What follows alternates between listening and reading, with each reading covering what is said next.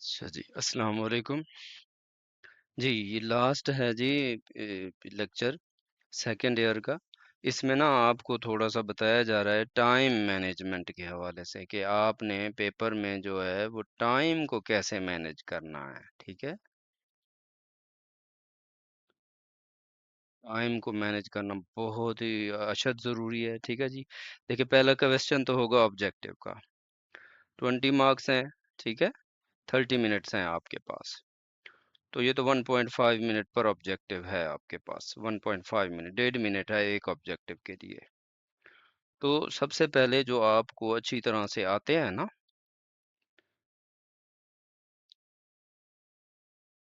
जी ये आपका ऑब्जेक्टिव होगा। तो इसमें जो आपको अच्छी तरह से आ जाते हैं ना, उनको तो आपने जाके वहाँ पे फिल कर देना है, वो जो बोर्ड की शीट होती है। ठीक है, और जो आपको अच्छी तरह नहीं आते उनको ऑप्शंस को छोड़ दें। पहले अच्छी तरह से फिल कर लें जो आ जाते हैं, लेकिन इंतहाई ध्यान के साथ। ठीक है, यहाँ अगर ऑप्शन नंबर 11 है तो वो बोर्ड की जो कंप्यूटराइज शीट होती है वहाँ भी 11 का जाकर आपने A B C या D फिल करना है। इसका ख्याल रखना है। तो पहले तो जो भी ऑप्शन आपको अच्छी तरह से आ जाते हैं उनको तो फौरन कर लें। उसके बाद थोड़ा सा बैठकर गौर करें जो नहीं आते।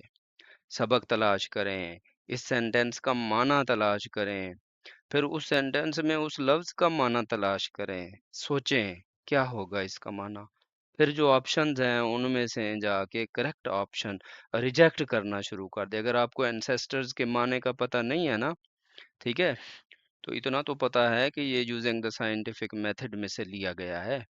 तो उसमें कोई रिलेटिव्स का जिक्र है, फैमिली का है, डूअर का है, नहीं है ना, तो फोर फादर्स होगा। इस तरह से सोचना है, सोच के और फिर जो ऑप्शंस हैं वो टिक करने हैं। ठीक है, ये 30 मिनट्स हैं और ये 30 मिनट्स में ही यही। उसके बाद ये सब्जेक्टिव पेपर आ गया। टोटल आपके पास 2 आवर्स एंड 30 मिनट्स हैं। ठीक है, अब इसमें शॉर्ट क्वेश्चंस हैं। ठीक है, सेकंड क्वेश्चन है मॉडर्न प्रोज में से 9 शॉर्ट क्वेश्चन है, 6 के जवाब देने हैं। फिर ये 11 to 15 चैप्टर्स हैं। ठीक है, हीरोज में से। फिर ये मिस्टर चिप्स हैं। तो ये आपके 40 मार्क्स के शॉर्ट क्वेश्चंस हैं। ठीक है, अब शॉर्ट क्वेश्चन का जो है ना, ये आपके पास 21 मिनट्स हैं।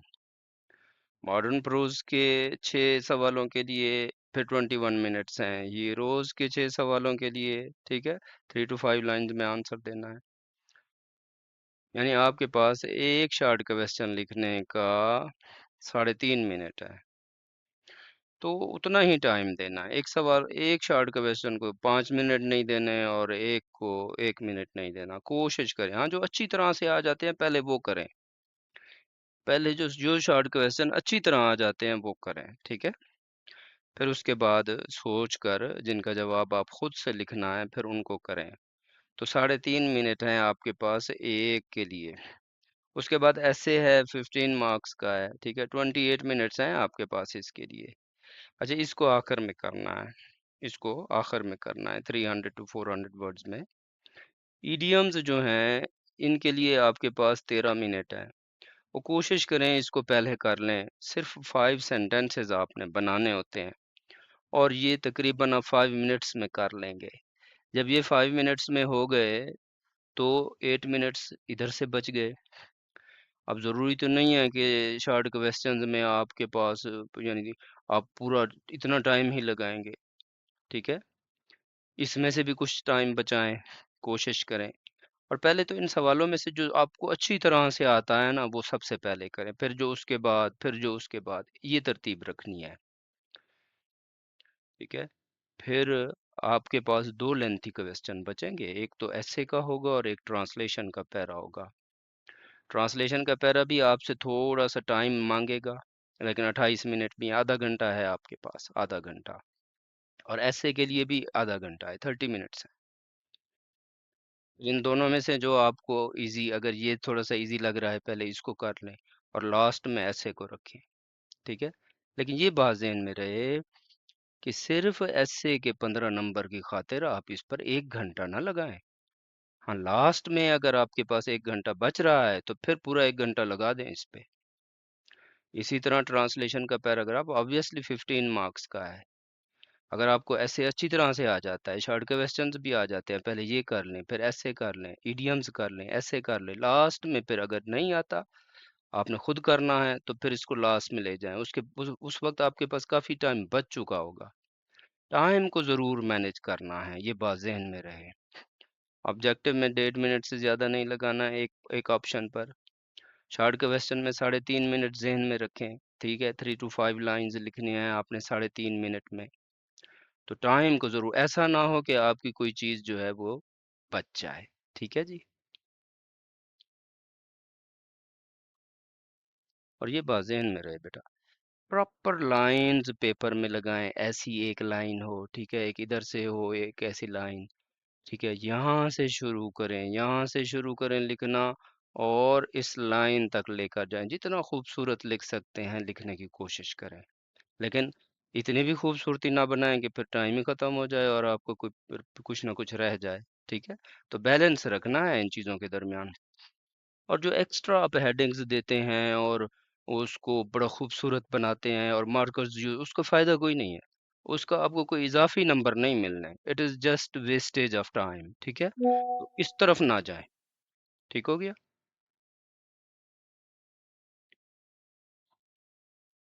तो शॉर्ट क्वेश्चंस हैं, ठीक है, इनको करें। उसके बाद ऐसे है आपका, ऐसे को प्रॉपर टाइम दें। इडियम्स और फ्रेजल वर्ब्स हैं, ठीक है, ये 5 लाइन में ख़त्म करते हैं। ना ज़्यादा हेडिंग दें, सिर्फ जस्ट हर सवाल में क्वेश्चन नंबर लिखें। अब देखें, ऐसे है, लिखिए क्वेश्चन नंबर 5, फिर ए कंप्यूटर अगर लिखना है या माई हॉबी लिखना है तो बी लिख दें। ठीक है, और फिर उसके बाद ऐसे शुरू कर दें। कोशिश करें कि कोटेशंस दें, एक लाइन छोड़ के कोटेशन दें, फिर एक लाइन छोड़ दें। ठीक है ना। तो इन चीज़ों का अच्छी तरह से ख्याल रखिए। अल्लाह पाक आपका हामी और नासिर हो। आखिर में बस करेक्शन का एक छोटा सा बताना चाहता हूँ आपको, वो देख लेते हैं। ठीक है।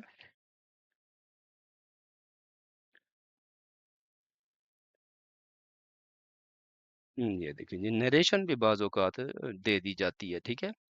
He said that it smells badly. अब एक क्लास में सेड आ गया ना, तो आगे स्मेल्स कैसे आ सकता है? यहाँ भी पास्ट आएगा, smelt badly, it smelt badly. He said that he writes a letter. He said that he wrote a letter. She said that I am ill. She said that she was ill. He told me that he is a player. He was a player. You said that he is a liar. He was a liar. He said that he is addicted. He was addicted. She said that she is such a girl. She was such a girl. He said that he will be rewarded. He would be rewarded. Will come, will go, will help, will play। तो जहां आप देखें he said आ गया है, told आ गया है, ठीक है, तो कॉशियस हो जाएं कि अगली जो क्लास है उसमें प्रेजेंट या फ्यूचर तो नहीं है, तो उसको आपने चेंज करना है। ठीक है। उसके बाद जी, रिपोर्टिंग और रिपोर्टर स्पीच जॉइंडर। अब ये भी मिस्टेक्स हो जाती हैं कि रिपोर्टेड और रिपोर्टिंग को जो कनेक्ट करता है word, he forbade me not to go there. अब देखिए, फॉरबेड में मना करना तो शामिल हो गया, फिर नॉट कैसे आ सकता है? तो he forbade me to go there. He asked me can you wash your dress. He asked me, अब देखें डायरेक्ट दे दिया है और आपको नीचे 4 ऑप्शन देंगे, उनमें से एक इनडायरेक्ट सही होगा। तो जो कि सवालिया है और हेल्पिंग वर्ब वाला है तो इफ आएगा। ठीक है, पहले सब्जेक्ट आ जाएगा, इफ आए, कैन कुड में बन जाएगा, वॉश माई क्लोथ आ जाएगा, यूअर जो है ये इस मी से। तो ये ज़हन में रखना है। He asks me how how am I, यहाँ हाउ कैसे बड़ा होना था, ही आस्क्स मी। अब देखिए, आस्क्स आ गया ना, अब टेंस चेंज नहीं होगा। ही asks me how I am. The teacher said the earth is round. अब यूनिवर्सल ट्रूथ है, यहाँ बेशक सेड है लेकिन आगे इसका टेंस चेंज नहीं होगा। The teacher said that the earth is round. The teacher said the earth goes round the sun, ये भी यूनिवर्सल ट्रूथ है, इसका भी टेंस चेंज नहीं होगा। He said to her please sit down. He requested her to sit down. He told me he has done his work well. He told me that he had done his work well. He tells that he is going away. He says that he is। और ये बहुत दोनों most important है। ठीक है। अब इसमें pronoun की चेंज है। He said that I am going to home. अब ही सेड दैट, ये आई फर्स्ट पर्सन है, ये चेंज होगा ही के साथ। ठीक है, आई सब्जेक्टिव केस है तो ही सब्जेक्टिव केस बन के यहाँ ही आ जाएगा, फिर एम जो है ये वाज में चेंज हो जाएगा। अब प्रोनाउन भी चेंज है, टेंस भी चेंज है, ही वाज। शी सेड, ये देखें कितनी दफा आ चुका है, she said that I am ill. अब शी सेड है आई एम इल। अब यहाँ आए जो है फर्स्ट पर्सन है, ये चेंज होगा शी के साथ। सब्जेक्टिव केस है, शी का सब्जेक्टिव यहाँ आ जाएगा। अब जब यहाँ शी आ गया तो आगे एम जो है ये वाज बन जाएगा। और कंप्लीट चेंज, यानी आपको एक कंप्लीट डायरेक्ट दे देंगे और आगे इनडायरेक्ट चार ऑप्शंस में से एक होगा, तो वो करेक्ट होगा। He said to me I am going, he told me that he was going. He said to me go out, he ordered me to go out. She said to him you are my friend, she said to him that he was her friend. ठीक है जी, अल्लाह आपका हामी और नासिर हो, और तैयारी करें। Best of luck.